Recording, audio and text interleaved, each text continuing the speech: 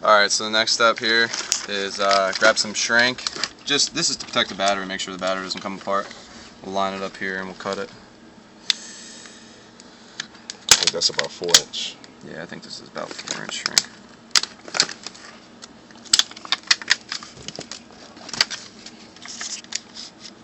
And hopefully it shrinks enough, right? Yeah.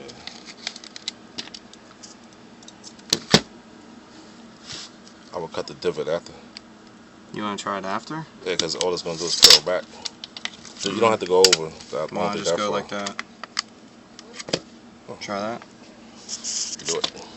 Use a heat gun. There's a lot of shrink.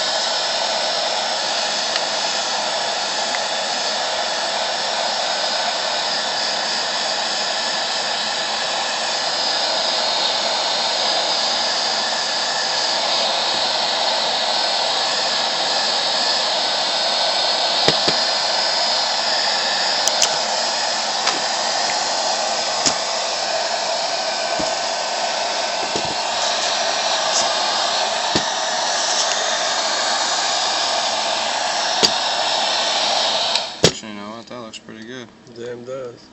So that's about it. That shrink will keep the battery nice and tight, no puffing and things like that. And it ended up, don't even worry about trimming it there because it looks like it lined up pretty good. So there you have it. That's pretty much a quick way to take a battery that has melted connectors and just extend the wires out and keep your battery going for a little longer. Now Kitchen can go run his E-Buggy and kick some ass, right?